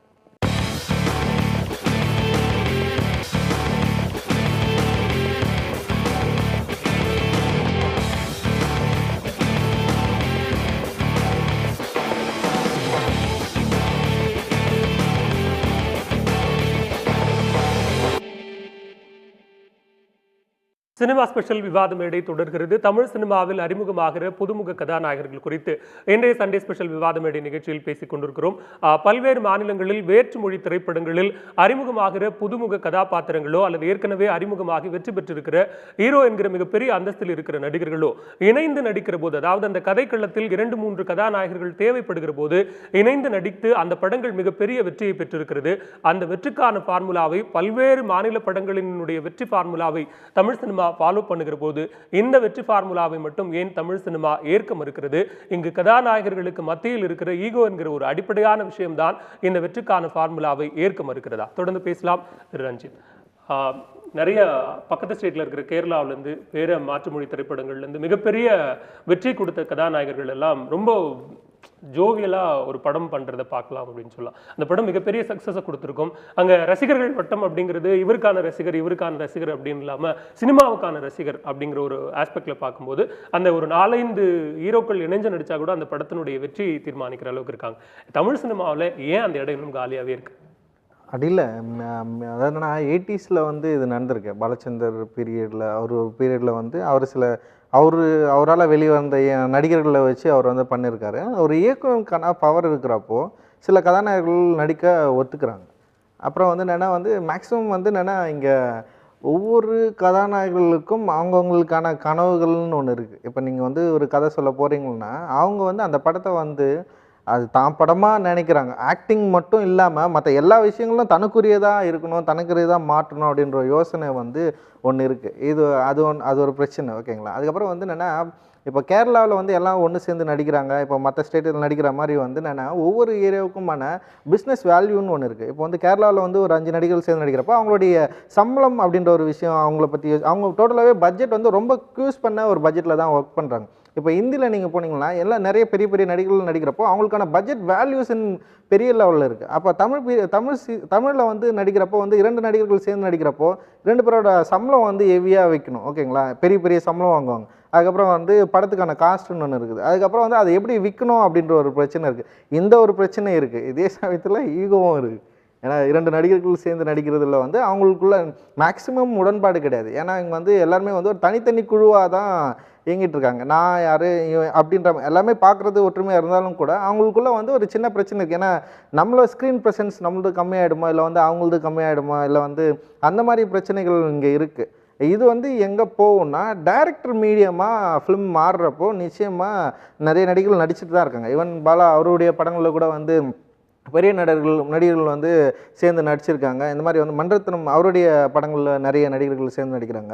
ஒரு டைரக்டரை நம்புறப்போ நிச்சயமாக நடிகர்கள் வந்து சேர்ந்து நீங்க சொல்ற மாதிரி ஒரு ஒரு பெரிய லெவல்ல இருக்கிற, நான் ஏற்கனவே சொன்ன மாதிரி ஒரு முதல் தரத்தில் தீர்மானிக்கப்படுகிற இயக்குனர்கள் அப்படின்னா அவங்க படத்துல வந்து 2 நடிகர்கள் சேர்ந்து நடிக்க விரும்புகிறாங்க. நிச்சயமாக வந்து அதுக்கு வந்து சப்போர்ட்டிவாக அவங்களே வந்து அதுக்கு ஆதரவான கருத்துக்களை தெரிவிக்கிறாங்க. அப்போ வந்து இப்போ ஒரு 2ஆம் தர இல்லை வந்து புதுமுக இயக்குனர்களோ இல்லை வந்து இப்போ தான் வளர்ந்துட்டு வர இயக்குனர்களோ பண்ணுறப்போ நடிகர்கள்கிட்ட பயம் இருக்குது. இவங்க வந்து இந்த கேரக்டரை எப்படி பண்ணுவாங்க, இது வந்து இப்போ நாளைக்கே ரஞ்சித் ஒரு படம் பண்றாரு, டபுள் ஹீரோ சப்ஜெக்ட், கலையை அசோக் வச்சு ஒரு படம் பண்றாரு, இவங்க 2 பேரும் ஒத்துக்க மாட்டாங்க. இல்லை அவங்க இப்போ நான் கூப்பிட்டா வந்துருவாங்க, இவங்க பிரச்சனை இருக்காது. ஆக்சுவலி சார் ரஞ்சித் சொல்கிறது வந்து என்னென்னா நியாயமான ஒரு விஷயம் உள்ளுக்குள்ள ஒளிஞ்சிருக்கு. என்னென்னா இப்போ வந்து ஒரு சூர்யா சார் எடுத்துக்கோங்களேன், அவருக்கு இவ்வளோ சம்பளம், இவ்வளோ பிஸ்னஸ்னு ஒன்று இருக்குது. அதே மாதிரி வந்து பார்த்திங்கன்னா இன்னொரு ஹீரோ எடுத்துக்கங்க, ஈவன் ஹீரோ எடுத்துங்க விக்ரம் சார், அவருக்கு இவ்வளோ பிஸ்னஸ்ஸு இவ்வளோ சம்பளம்னு ஒன்று இருக்குது. இப்போ 2 பேர்த்தையும் வச்சு 100 கோடி ரூபா இவங்க சம்பளமே வந்து 60 கோடி ரூபா 70 கோடி ரூபா ஆயிரும். அப்போ படத்தை எடுத்து முடிச்சு ரிலீஸ் பண்ணுறப்ப வந்துட்டு 200 கோடி பிஸ்னஸ் பண்ண முடியாது. நம்மளுடைய பிஸ்னஸ் வேல்யூபிளே வந்து பார்த்தீங்கன்னா மிஞ்சி போனால் கர்நாடகத்துக்கு கொடுப்போம், கர்நாடகம் போகும், எஃப்எம்எஸ் போகும். சரி, பக்கத்தில் வந்து டப் பண்ணி வேணும்னா ஆந்திராவுக்கு அனுப்பலாம், கேரளாவில் கொஞ்சம் ஏரியாவுக்கு அதில் ஒரு பார்த்தீங்கன்னா ஒரு இவங்க நடிக்கிறதுனால ஒரு 2 கோடி ரூபா அப்படி விற்கும். 200 ரூபாயை போட்டுட்டு நீங்கள் என்னதான் வியாபாரம் பண்ணாலும் 100 ரூபாய் நீங்க சொல்கிற அந்த அஜித் அல்லது விக்ரம் அப்படிங்கிற அந்த கிரைட்டீரியாவை தாண்டி இன்னும் கொஞ்சம் கீழே வரலாம். அப்படி புதுமுகமா அறிமுகமாகி ஒரு 4-5 திரைப்படங்கள் வெற்றி படங்கள் கொடுத்த ஹீரோக்கள்ல அந்த 2 ஹீரோக்கள் கூட சேர்ந்து நடிக்கிறது. சிவகார்த்திகேயன் நடிச்சாப்புல வந்து விமல் நடிச்சாப்புல. சரி, இப்போ இடம்பொருள் லெவல்ல நடிச்சிட்டு இருக்காங்க. இப்போ வந்து இதுலயும் பண்ணிட்டு இருக்காங்கல்ல, புறம்போக்குலயும் நடிச்சிட்டு இருக்காங்க. சரி, இனிமேல் அதாவது அந்த அறிமுகம் அப்படிங்கிறது இந்த 2 நீங்க சொல்றது எனக்கு புரியுது. இந்த 2 கதாநாயகர்கள்ல ஒரு கதாநாயகனுக்கான வெற்றி எத்தனை படங்கள்ல தீர்மானிக்கப்பட்டதுன்னு ஒண்ணு இருக்கு, இன்னொரு கதாநாயகன் எத்தனை படங்கள்ல வெற்றி பெற்றது. நான் சொல்றேன் சார், ரஜினி சாரும் கமல் சாரும் சேர்ந்து இணைந்து நடிச்சுட்டே இருந்தாங்க. சரி, அவங்களுக்குன்னு ஒரு மார்க்கெட் வெளியே ஏறுறப்ப சம்பளம் ஒரு பிசினஸ் ஏறுறப்ப கொடுக்க முடியாத பட்சத்துல அவங்க பிரிஞ்சாங்க. நீ தனியா பண்ணு, நான் தனியா பண்றேன்னு சொல்லிட்டு பிரிஞ்சாங்க. அது மாதிரி தான் இப்போ வந்து விஜய் சேதுபதி பண்ணுறாரு, கூட விமல் பண்ணுறாருன்னு வச்சுக்கோங்களேன். இப்படி வந்து ஒன்றா சேர்ந்து மல்டி ஹீரோஸ் பண்ணுறாங்க. வேறு அவங்க வந்து ஒரு 4 படம் பண்ணுவாங்க, அதுக்கு பிறகு பிஸ்னஸ்ன்னு வெளிப்புள் ஏறுறப்ப அவங்க தனியாக தான் பிரிஞ்சு போவாங்க. சரி, பட் ஆரோக்கியமான சூழ்நிலை தான் அது. அங்கே எப்படின்னா அவர் சொன்னது மாதிரி நான் வந்து இப்போ வந்து தெலுங்கு படம் ஒரு படம் விட மாட்டேன், தெலுங்கு படம் பார்த்துட்டு தான் இருக்கேன். எல்லா லாங்குவேஜ்னு பார்த்தீங்கன்னா 5 காமெடியே வருவாங்க. சரி, 5 காமெடியாக நடிச்சிருப்பாங்க சார். லீடிங் காமெடியன்ஸும் ஒரே படத்தில் 5 பேர் இருப்பாங்க, 5 ஹீரோக்கள்லாம் இருப்பாங்க. ஆனால் என்னென்னா தெலுங்கு எடுத்துக்கிட்டிங்கன்னா தெலுங்கு பார்த்தீங்கன்னா மிகப்பெரிய ஏரியாவே மிகப்பெரிய ஏரியா. சரி, அது ஈஸியாக வந்து போட்ட முதலுக்கு மேலே எடுத்துடலாம். அப்புறம் சினிமா பார்க்குறோங்க. ஹிந்தி படம் பார்த்தீங்கன்னா இன்டர்நேஷ்னல் மார்க்கெட்டுன்றப்ப அது வந்து நீங்கள் 100 கோடி ரூபாய்க்குள்ள 200 கோடி ரூபா செலவு பண்ணாலும் கூட அது திரும்ப கிடச்சிரும். சரி, சாதாரணமாக 60 கோடி ரூபா போட்டாலே ஒரு 20 கோடி ரூபா போட்டு எடுத்தாலே பாக்ஸ் ஆஃபீஸ் கிட்ட எல்லா படமும் அங்கே 100 கோடி ரூபா வசூல் பண்ணிகிட்டு இருக்கு. சரி, நம்ம 100 கோடி ரூபாய்க்கு இங்கே வந்து பார்த்தீங்கன்னா 10 படம் பண்ணணும். ஸோ இது அடிப்படையான காரணம் அப்படிங்கிறது பிஸ்னஸ் நடிகர்களுக்கும் இதில் ஒரு என்னன்னா நடிகர்களுக்கும் இதில் கொஞ்சம் பொறுப்பு இருக்குது. ஏன்னா அவங்க வந்து ஒரு கதையை கேட்டு இது நம்ம பண்ணித்தரலான்ற ஒரு முடிவுக்கு அவங்களும் வரணும். ஏன்னா சம்பளம் கிரைட்டேரியா விட்டுட்டு கதை சார்ந்து இப்போ இந்த இது சார்ந்து ஒர்க் பண்ணுற இன்ட்ரெஸ்ட்டும் அவங்களுக்கு வரணும். அது எல்லார்கிட்டையும் இருக்குது. அது அவங்க கிட்டே இருந்ததுன்னா இன்னும் கொஞ்சம் சந்தோஷமாக தான். ஓகே, அசோக் போயிட்டு இருக்கிறதுனால சொல்கிறேன். இல்லை, நான் அதே கேள்வி தான் உங்ககிட்டயும் வைக்க விரும்புகிறேன். அசோக் வந்து இன்னைக்கு ஹீரோவாக இன்ட்ரடியூஸ் ஆகி ஒரு 4-5 படங்கள் நடிச்சிட்டாரு. அவருக்கு அசோக்குக்கு அப்படின்னு ஒரு ரசிகர்கள் கூட்டம் உருவாயிருச்சு. அசோக்குக்கான மார்க்கெட் வேல்யூ அப்படின்னு ஒன்று ஃபிக்ஸ் ஆயிருச்சு. இதுக்கப்புறமா இன்னொரு உங்களோட சமதளத்தில் இருக்கிற இன்னொரு கதாநாயகனோட இணைந்து நடிக்கிற வாய்ப்பு அப்படின்னு வருகிற போது அது நீங்கள் தயாரிப்பாளரை பார்க்க வேண்டாம், இயக்குனரை பார்க்க வேண்டாம், என்ன காரணங்களுக்காக நீங்கள் அதை தவிர்ப்பீங்க? இப்போ உலான்னு ஒரு படம் பண்ணிகிட்ருக்கேன் சார். சரி, ராத்திரி முடிச்சிட்டேன். கதைன்னு எனக்கு ஆக்சுவலி அந்த படத்தில் நான் அஜ்மல், விதார்த், ஃபீமேல் ஆக்ட்ரஸில் ராதிகா ஆப்டே, நம்ம காயத்ரி அவங்கெல்லாம் பண்ணுறாங்க. மேல் ஆக்டர்ஸ்னு சொன்னீங்கன்னா நான் அஜ்மல் விதார்த்தெல்லாம் பண்ணிகிட்ருக்கோம். எனக்கு ஆக்சுவலி இந்த படத்துக்கு முதல்ல எனக்கு ஃபோன் பண்ணுறப்ப அசோக் சோலோ ஹீரோவாக பண்ணிகிட்ருக்கீங்க, ஒரு 4-5 ஹீரோனா படம் பண்ணுவீங்களா அப்படின்னு கால் வந்துச்சு.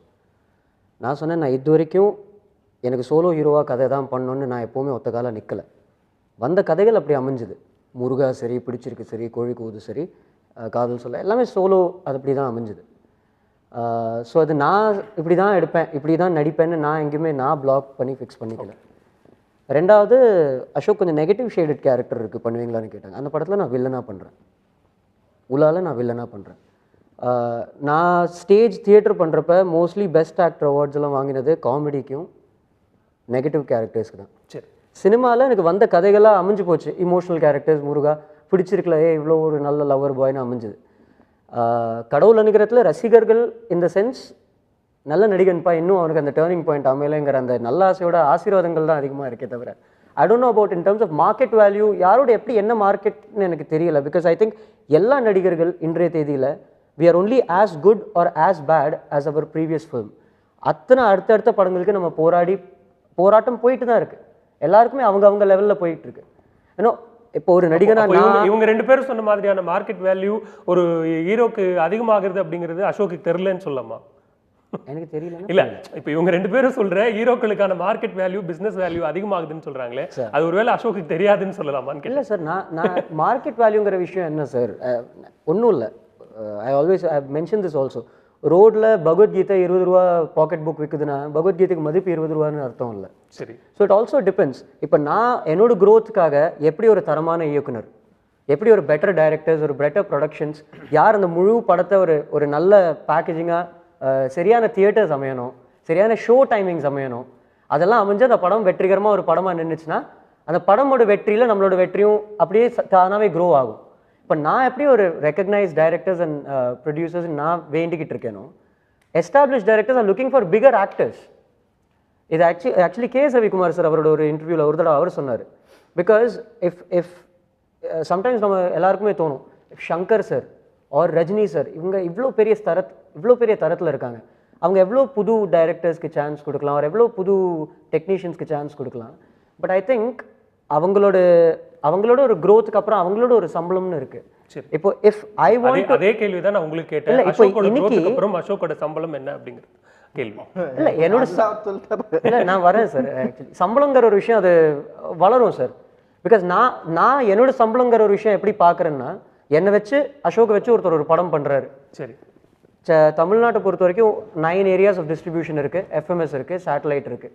அசோக் இவ்வளோ சம்பளம் கொடுத்து படத்தோட total cost of production first காப்பிக்கு இவ்வளோ ஆட்டு, இவ்வளோ பப்ளிசிட்டிக்கு குஷன் வச்சு நான் ரெக்கவர் பண்ண முடியுதா அப்படின்னு என் மேலே நம்பிக்கை வச்சு ஒரு தயாரிப்பாளர் காசு கொடுத்து எனக்கு படம் பண்ணுறாருன்னா அவரோட ஃபிங்கர்ஸ் பர்ன் ஆகாமல் நான் பார்த்துக்கிறது என் பொறுப்பு. ஓகே. பட்டுன்னு நான் ஒரு சக்ஸஸ் கிடச்சோன்னா அடுத்த படம் எனக்கு 1 கோடி ரூபா கொடுங்க நான் கேட்க மாட்டேன். ஓகே அசோக், கலை அதே கொஸ்டின் தான் உங்களுக்கும். இந்த டபுள் சாரி, பிகாஸ் நான் சங்கர் சார் அப்படின்னு பேர் எடுத்துட்டேன், அதனால் நான் என்னோட அந்த ஸ்டேட்மெண்ட் மட்டும் கம்ப்ளீட் பண்ணிடுறேன். சொல்லுங்கள். Because if I want to work with Shankar sir, எனக்கு மென்டலி தெரியும் தட் ஆஸ் அ நடிகன் நான் முதல்ல இன்னும் நல்லா வளரணும் இன் டர்ம்ஸ் ஆஃப் நீங்கள் சொன்ன மார்க்கெட் வேல்யூ சரி. பிகாஸ் வென் ஆஸ் அன் இயக்குனர் அவங்க வாங்குற ஒரு ரெம்யூனரேஷன் ஒரு விஷயம் இருக்கும். எனக்கு அசோக்கை வச்சு இன்றைய தேதியில் ஒரு படம் பண்ணுறப்ப இந்த பட்ஜெட்குள்ளே இந்த படத்தை முடிக்கலாங்கிற ஒரு கணக்கு இருக்கும். ஸோ இஃப் ஒரு பர்சனோட remuneration is higher, labour charge is more than the ப்ராடக்டோட காஸ்ட்னு இருந்ததுன்னா அது இணைந்து வரதே கஷ்டம். Okay. So it is important that இந்த என்டையர் ஃப்ரேம் ஒர்க் முழுமையாக அமையணும். ஓகே. கலையரசன் அடுத்தடுத்த ஒரு 2-3 படங்கள் நல்ல இயக்குனர் அமைஞ்சிட்டாரு, நல்ல தயாரிப்பாளர் அமைஞ்சிட்டாரு, ஒரு 4-5 திரைப்படங்கள் வெற்றி திரைப்படங்களாக ஆயிடுச்சு.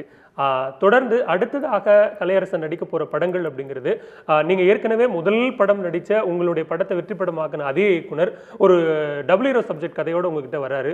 திருப்பியும் கலையரசன் அந்த படத்தில் நடிப்பாரா? அந்த மார்க்கெட் வேல்யூவும் அந்த பிஸ்னஸ் வேல்யூவும் ஏறி இருக்கும்போது நம்ம அந்த அளவுக்கு அக்செப்ட் பண்ணுற அளவுக்கு நம்ம இன்னும் வளரல. கண்டிப்பாக கண்டிப்பாக வாய்ப்பு சொல்கிறேன், கண்டிப்பாக வருவோம். இப்போ சார், இப்போ என்னோட ஒப்பீனியன் பார்த்தீங்கன்னா ஃபுல் அண்ட் ஃபுல் நீங்கள் சொல்கிற அந்த மார்க்கெட் எல்லாமே இப்போ ஆக்சுவலாக இண்டஸ்ட்ரி பயங்கர ஹெல்த்தி ஆயிடுச்சு. எல்லாருமே எல்லா மாதிரி படங்களும் ஆரம்பிச்சிட்டாங்க. அவங்க அந்த ஹீரோன்ற இமேஜ்லாம் விட்டு நார்மலான கேரக்டர்ஸும் பண்ணுறாங்க. இப்போ எல்லாருமே வந்து இப்போ யார் நடிச்சாலுமே நம்ம ஒரு கதையை ப்ராப்பராக ப்ரெசென்ட் பண்ண சார் 2 பேர் சொன்ன மாதிரி கதையை ப்ராப்பராக ப்ரெசென்ட் பண்ணா எல்லாருமே ஏத்துக்கிற மனப்போக்கு வந்துச்சு. அதே மாதிரி சேர்ந்துலாம் நடிக்கிறாங்க. இப்போ நடிக்கலன்னு யாருமே சொல்ல முடியாது, எல்லாமே சேர்ந்து நடிக்கிறாங்க. நீ நடிப்பே நடிக்க மாட்டேன். நான் நடிப்பேன், வந்தா நடிப்பேன் கண்டிப்பா. பட் ஆனால் நீங்கள் சொல்கிற அந்த பிஸ்னஸ்ன்றதே பார்த்தீங்கன்னா இவங்க கையில் தான் இருக்குது. இப்போ நம்மளை வச்சு இவங்க படம் ஃபஸ்ட்டு ஒரு 2-3 படம் நம்மளை எடுத்தால் தான் அதுக்கப்புறம் தான் நம்மளை ஃபஸ்ட்டு நம்ம ப்ரூவ் பண்ண முடியும். அதுக்கப்புறம் தான் 4வது படம் 5வது படம் நமக்குன்னு கதைகள் வரும். ஃபஸ்ட்டு இவங்க நம்ம மேலே நம்பிக்கை வச்சு டேரக்டர்ஸ் நம்மளை தான் உருவாக்குறாங்க. நம்ம இப்போ எடுத்தோன்னே போய் நான் இப்படி தான் நடிப்பேன்னு நம்ம நிற்க முடியாது. டெஃபினட்டாக அவங்க கதையை அமைச்சு அந்த கதையில் நம்ம செட் ஆகி கரெக்டான ஒரு நீ யார் நடித்தாலுமே இந்த கதை வந்து நல்லா இருக்கும்ன்ற மாதிரி போது நம்மளையும் சில இன்புட்ஸ்லாம் போட்டு பண்ண வரும்போது அதுதான் வந்து பிஸ்னஸாக கன்வெர்ட் ஆகுது. நம்ம ஃபஸ்ட்டு நார்மலான ஒரு ஆளாக தான் இருக்கும். இவங்க தான் நம்மளை உருவாக்கி விட்றாங்க. ஒரு 4-5 படங்கள் 5-6 படங்கள் 4 பண்ணி இட்டு கொடுத்ததுக்கு அப்புறம் வேணா ஒன்றுக்காக சில கதைகள் வச்சுப்பேன். ஏன்னா இப்போ ஹீரோக்காக நம்ம என்ன நாங்கள் உருவாக்கி உங்களுக்கு ஹிட் கொடுத்துட்றோங்க, 3 படம் ஹிட் கொடுத்துட்றோம். அதுக்கு பிறகு நீங்கள் வந்து சம்பளத்தை மல்டி ஹீரோட சேர்ந்து நடிப்பீங்க. கண்டிப்பாக நடிப்போம் சார், கண்டிப்பாக அவர் மென்டாலிட்டி நடிப்பார், 100% நடிக்கலாம். ஓகே கலையரசன், தொடர்ந்து பேசலாம். தமிழ் சினிமா என்பது முழுக்க ஒரு மார்க்கெட் வேல்யூ, பிசினஸ் வேல்யூ என்கிற அடிப்படையில் தான் இயங்குகிறது என்கிற கருத்தை 2 இயக்குனர்களும் ஒரு நடிகரும் முன்வைத்திருக்கிறார். அடுத்தடுத்து தமிழ் சினிமாவில் வருகிற படைப்புகள் எல்லாம் இதே மாதிரியான நோக்கத்தில் வெளிவருகிற போது எத்தனை வாய்ப்பு தேடி அலைகிற ஹீரோக்கள் அல்லது புதுமுக இயக்குனர்கள் வெற்றி பெறுவதற்கான காரணிகள், தீர்மானிக்கப்படுகிற காரணிகள் அப்படிங்கிறது ஒரு பணம் அப்படிங்கிற ஒரு விஷயத்தை தாண்டி ஒரு அருமையான ஒரு கதை, இந்த கதை முழுவதுமாக பண்பாட்டை வெளிப்படுத்துகிற கதை, மக்களுக்கு போய் சேர வேண்டும் அப்படிங்கிற ஒரு பார்வையோடு, ரசிகர்களோடு பார்வையோடு தயாரிப்பாளர் படம் பண்ணுகிற போது மீண்டுமாக அந்த புதுமுக இயக்குனருக்கும் புதுமுக கதாநாயகனுக்கும் வாய்ப்பு கிடைக்குமா? அதற்கான களத்தை தமிழ் சினிமா உருவாக்குமா? தொடர்ந்து பேசலாம். நிகழ்ச்சியினுடைய இறுதி பகுதியில் சண்டே ஸ்பெஷல் விவாத மேடை ஒரு சிறிய இடைவேளைக்கு பிறகு.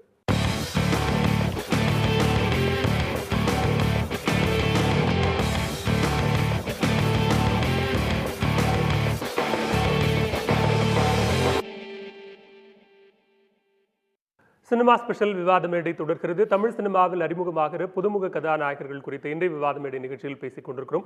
பல்வேறு கருத்துக்களை, அதாவது கதாநாயகர்களுடைய அறிமுகம் தொடங்கி அந்த கதாநாயகர்கள் நீடிப்பது, 2 கதாநாயகர்கள் இணைந்து நடிப்பதில் இருக்கிற பிரச்சனைகள் என பல்வேறு களங்களில் இன்றைய நிகழ்ச்சியினுடைய திரை ஆளுமைகள் அவர்களுடைய கருத்துக்களை முன்வைத்திருக்கிறார்கள்.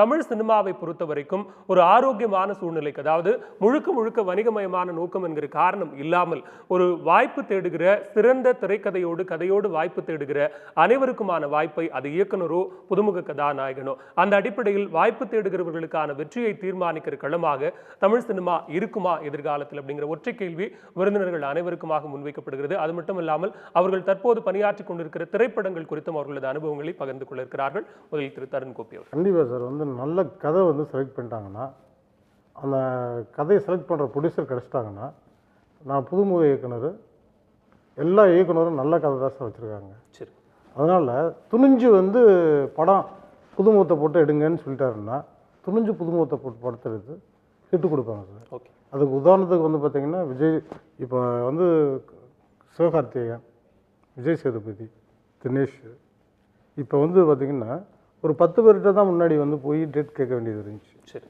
இப்போ வந்து அதை வந்து இவங்க மாதிரி இயக்குனர்கள், இப்போ வந்த இயக்குனர்கள், ஒரு புதுமுகங்கள்னு சொல்லிட்டு வந்த நடிகர்கள்லாம் இப்போ வந்து பார்த்திங்கன்னா ஒரு 6 வேளை 8 பேரை வந்து உருவாக்கி விட்ருக்காங்க.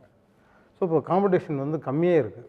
இப்போ வந்து 16 பேர், இப்போ 10 பேர்கிட்ட இருந்தால் 17-18 பேர்கிட்ட போய் கதை சொல்லலாம். இது வந்து பார்த்திங்கன்னா இன்னும் புதுமுக இயக்குனர்கள், வந்து ப்ரொடியூசர் என்கரேஜ் பண்ணாங்கன்னா இன்னும் நிறையா புதுமுகங்கள் உள்ளுக்குள்ளே நுழையிறப்ப, பெரிய புதுமுகங்கள் டைரக்டர் நுழைவாங்க, புதுமுகங்கள் நடிகர்களாக பெரிய நடிகர்களாக வருவாங்க. அவங்கள்ட்ட ஈஸியாக போய் இது பண்ணுவாங்க, கதை சொல்லி படம் பண்ணுவாங்க. ஸோ அதுக்கான வழி ஓப்பன் பண்ணிட்டாங்க. ஓகே, ஓப்பன் பண்ணிட்டாங்க. ஸோ வெற்றி வந்து இனி வந்து பார்த்திங்கன்னா சினிமா ரொம்ப ஆரோக்கியமான சூழ்நிலையாக இருக்கும். தருண் கோபியோட அப்கமிங் ப்ராஜெக்ட்ஸ், இப்போ நான் கண்ணியும் கலையும் சிமக்காதல்னு ஒரு படம், கரண் சாரும் நானும், நீங்கள் கேட்டிங்க இல்லையா, சரி, மல்டி ஹீரோஸ்ன்னு, அந்த இதில் நாங்கள் 2 பேரும் பண்ணியிருக்கோம். படம் முடிஞ்சிடுச்சு. அது வந்து பார்த்திங்கன்னா டிசம்பர் மாதம் ரிலீஸு. நெக்ஸ்ட் மந்த் வந்து ஆடியோ ஃபங்க்ஷன் பண்ணுறாங்க. ஓகே, அப்புறம் வந்துட்டு சூதாட்டம்னு சொல்லிட்டு படம் பண்ணிகிட்ருக்கேன்.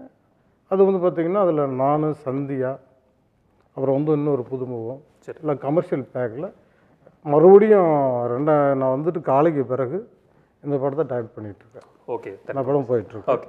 தமிழ் சினிமா ஒரு ஆரோக்கியமான களத்தை உருவாக்கணும், ஒரு முழுக்க வணிகமயம் அப்படிங்கிற ஒரு பிசினஸ் தாட் அப்படிங்கிறது இல்லாமல் ஒரு நல்ல கதை இருக்கிற இயக்குனருக்கு வாய்ப்பு தரணும், நல்ல திறமை இருக்கிற ஒரு கதாநாயகனுக்கு வாய்ப்பு தரணும். அதுக்கான சூழலை வரும் காலத்தில் தமிழ் சினிமா ஏற்படுத்தி கொடுக்குமா? தமிழ் சினிமா வந்து பொதுவாக எல்லா காலகட்டத்திலையும் வந்து புதுமுக இயக்குனர்களையும் நடிகர்களையும் அறிமுகப்படுத்திட்டே தான் இருக்குது. சரி. அதனால் வந்து ஏன்னா மற்ற ஸ்டேட்டஸ் அதாவது என்னென்னா மற்ற மாநிலங்களை நீங்கள் வந்து ஒப்பிடுறது காட்டிலும் இங்கே வந்து தமிழ் சினிமாவில் தான் நிறைய புதுமுக இயக்குனர்கள் நடிகர்கள் தொடர்ந்து வந்துட்டே இருக்காங்க. அதுக்கான பெரிய ஓப்பனிங் இங்கே இருக்குது. ஏன்னா வந்து ஒரு வாரிசு பசங்க தான் நடிக்கணும் அப்படின்ற நிலையெல்லாம் வந்து இங்கே ஆரம்ப காலத்துலேயே உடச்சிட்டாங்க. இப்போயும் வந்து நிறைய பேர் உடச்சிட்டு இருக்காங்க. நிறைய பேர் அப்படி வந்தவங்க தான் லீடிங். இப்போது யங்ஸ்டரில் இப்போ சிவகார்த்திகேயன், விஜய் சேதுபதி, தினேஷ் இவங்கெல்லாம் வந்து பெரிய நடிகர்களாக மாறிட்டு இருக்காங்க. அதனால் தமிழ் சினிமாவில் ஸ்கோப் வந்து என்றைக்குமே இருக்குது. தமிழ் சினிமாவோட ரசிகர்கள் தான் மிக அற்புதமான ரசிகர்கள் இந்தியாவிலே. ஏன்னா அவங்க மட்டுமே தான் இங்கே வந்து எடுக்கிற பரிசோதனை முயற்சிகளை நிறைய சக்ஸஸ் பண்ணது வந்து தமிழ் சினிமா. கமர்ஷியல்.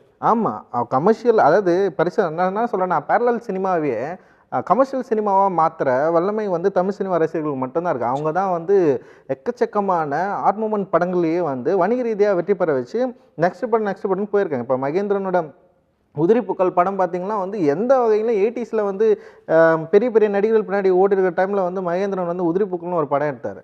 அந்த படத்தில் ஹீரோ யார் வில்லன் யாரும் சொல்லவே முடியாது. ஆனால் அந்த படம் மிகப்பெரிய ஹிட்டு. ஓகேங்களா? 80களிலே அப்படி இருந்தவங்க இப்போ வந்து மிகப்பெரிய அளவில் வளர்ச்சி அடைஞ்சிட்டாங்க.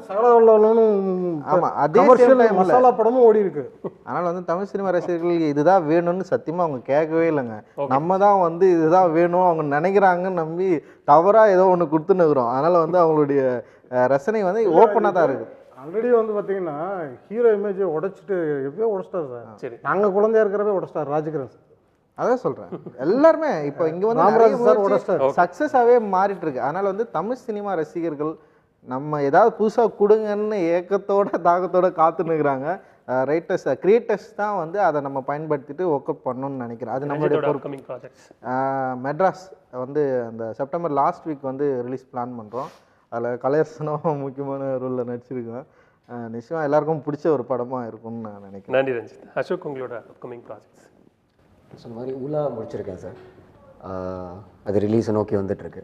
கரண்ட்லி போயிட்டுருக்கிறது பிரியமுடன் பிரியான்னு ஒரு படம், தமிழ் தெலுங்கு பயலிங்குலாக பண்ணிகிட்ருக்கேன். கன்னிகாபுரம் சந்திப்பில்னு ஒரு படம் ஃபைனல் ஸ்டேஜஸில் இருக்குது, போஸ்ட் ப்ரொடக்ஷனோடது.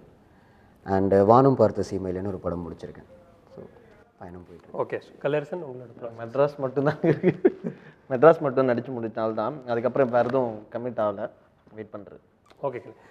பல்வேறு கருத்துக்கள் இன்றைய சினிமா ஸ்பெஷல் விவாத மேடை நிகழ்ச்சியில் முன்வைக்கப்பட்டிருக்கிறது. தமிழ் சினிமாவில் அறிமுகமாகிற கதாநாயகர்களுக்கான தளம் என்பது எந்த அளவுக்கு உறுதிப்படுத்தப்படுகிறது அப்படிங்கிற ஒரு ஆஸ்பெக்டில் பார்க்கும்போது இயக்குனராகவும் நடிகராகவும் தருண் கோபி முன்வைத்த கருத்துக்களும், இயக்குனராக ரஞ்சித் முன்வைத்த கருத்துக்களும், புதுமுக நடிகர்கள் முன்வைத்த கருத்துக்கள் என பல்வேறு பார்வைகளும் ஒரு ஒத்த கருத்தில் நிற்கிற புள்ளி என்பது தமிழ் சினிமா பலருக்கும் பல்வேறு தளங்களில் வாய்ப்பு கொடுத்து கொண்டிருக்கிறது.